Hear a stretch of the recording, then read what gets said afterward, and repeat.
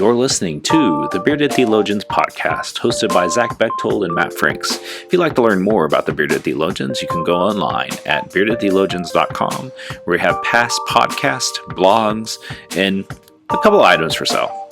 So check us out, beardedtheologians.com. Thank you for listening, and enjoy this week's show. You're listening to the Bearded Theologians podcast, hosted by Matt Franks and Zach Bechtold. So with this being almost the middle of May, and as you are preparing for summer programming and summer ideas and, all the things that go with doing church in the summer, we figured we'd talk about a few things and things that may come up along the way. And so, Zach, as you think about how you're preparing for summer, what comes to mind for you? Yeah. We do this conversation every summer just about, but I think it's a fascinating one, especially as I've moved around and done ministry in different regions of the country, right? And everybody does summer differently, culturally in the church and in your communities. And what I found here in Montana, especially, is summers are the time to be out and about. I mean, there's a couple national parks, Yellowstone's an hour and a half away, Glacier's 3 hours away, Canada's 4 hours away, right? And there's a whole lot of stuff in between that. And, living in communities where families or people move off, right? Where you have grandparents who have stayed, who are here a long time, or long term, and then you have folks who the kids have moved off, and so they have grandkids, and so there's a lot of travel there, as well as having snowbirds come back from Arizona and New Mexico, where it's much warmer in the winter. You've got those folks coming back, and so it creates some really interesting dynamics, not only about what church looks like on Sunday mornings and what programming looks like, but in the opportunities that there are far beyond what maybe we can do in the winter or during the school year, and being out and about and meeting people where they are. And so, in my context, really every church context, I think, slows down in the summer, at least on Sunday mornings, but other programming and opportunities pick up. And so we lean heavily.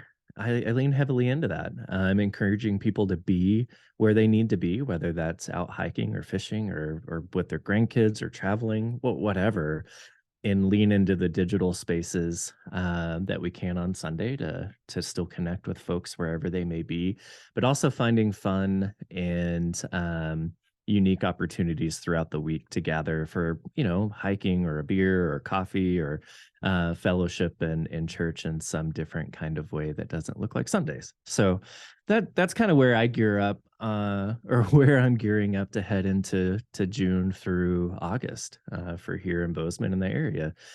Really looking forward to it, because we can certainly do different things that we can't do the rest of the year.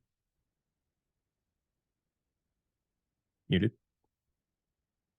Yeah, you think I would learn better after so many years, but I think that's one of the things that a few years ago at Church of the Resurrection, they talked about the seasons of the church life, and that instead of looking at things throughout like a whole year lens, they looked at it at the seasons. And so, in the first year of my appointment, that's kind of been one of the things I've been trying to discern what the seasons are of this church. And we have three. We have the summer season, we have the winter fall season, we have the winter spring season. And in those seasons, you can do different things. And like one of the things that we do here at Castle Rock is we do an outdoor chapel. And so we adjust our worship times, and we do an outdoor chapel at 8:30 and then the modern service at 10. And I'm hoping to add some additional programming afterwards for some education purposes, because there's definitely one space that we're a little bit deficient in, but we can do some really cool things that will be very helpful and meaningful. Doing a Bible study and then going out for lunch afterwards. That's something I'm hoping to be able to do. And so I think, like, looking at your season, what you have coming ahead, like looking at your church calendar and discerning what seasons are, I think that's a great way of programming and getting ready. And so as if you're looking towards the next season already, you can already be ahead of the game and get things in order, get things planned out, so that then all you have to do is really just go. And I think that's healthy. I've been in enough churches the last few years that have struggled with that. and they just kind of plan as they go. Whereas I'm, been trying to shift, at least in my context, moving us towards more of actual planning, and not just planning by the three people that do all the work, but like getting more people involved so that way they can see how much work goes into these things. And I think that when we really think about the seasons of our church life, you can find healthy ways to get people involved. Whether if they're snowbirds, how can they be involved when they're here, and when they're away? Now we're in a space where the digital thing is real, and encouraging them to still be connected. And I think we have one man who moved away, who lives in Illinois, who still is very connected in the life of the church. And I think that providing those spaces is healthy. And I know there's been a big push, especially as COVID has really turned the corner, to do away with the digital space. And I think this is the time where we need to lean into it more. And not saying we have to go up to the level that we were running, early COVID, but I think we do need to have things that can be engaging online, that yet still can be connecting to the congregation and which you're a part of. And it just, I think the one thing that we tend to try to do is let up in the summer. I think there's a way of doing it where it can be healthy, but you can't just stop church just because the summer's here. Right. Yeah, and there's a big difference in letting up and doing things differently, right? Seeing different opportunities, different paths for ministry and things like that. Yeah, because just stopping and dialing back to only doing Sunday mornings, or doing the main thing, whatever our main thing is, yeah, we miss the opportunity, right? And then, like you said, we're gearing up for seasons, and planning ahead rather than going, oh, hey, we have like an extra Friday here that's kind of free in the community. What should we do? But looking forward and planning out, saying, here's what summer looks like. How do we engage well? How do we be intentional in our ministry and in our just presence in the community? Yeah, how do we show up? Well, and I think that that's the other thing too, is that there are things that happen in your community that you can connect into that don't require you to do anything. Right.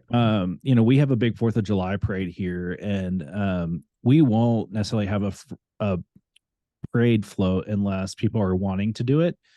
But one of the things I'm going to encourage people is that if you can, please wear, and hopefully by then we'll have a church t-shirt, and hey, while you're downtown, wear a church t-shirt. I think that goes a longer way than being in the parade. I think parades are amazing, but so many of our people that would want to be in the church parade are already in other groups or activities for whatever reason. And so we have to create space for that. But I think there's also a way that we can be a presence in the community, whether it's like we have a summer concert series that I'm trying to figure out how we can be a part of. There's most communities have events that you can be a part of, and you don't have to put together a booth and sell things or hand out pamphlets. You can be a presence with your presence, and have a church t-shirt, have some things that you can hand out, maybe as you're walking by or as you connect with people. And I think that that's a great way of doing outreach. It's not necessarily about doing something at the event, but being present at the event. I think that that's almost as important as actually having a booth and people getting angry and upset at those booths. You and I have done those booths enough to know that tends to be the case. That is actually a negative. Those things are negatives than they are more positives. And I want to do things that are going to be positive and life-giving, and not just something we're doing because we think we're going to get people to come into our church because we have a booth. Right. And there are definitely a lot of ways that you can get people to know your church without having to do those things that could be potentially not healthy for the congregation. Yeah, and it's how we frame evangelism, right? Is evangelism making sure we're filling pews, or making sure we're connecting people in such a way that they see the love and grace of God, right? And yeah, sure, sometimes that's a booth, but more often than not, it's just showing up. It's being there, being your authentic self. And we do that in so many ways. In the summer months offer so many ways to do that and think differently about how we show up, and present us different opportunities, right?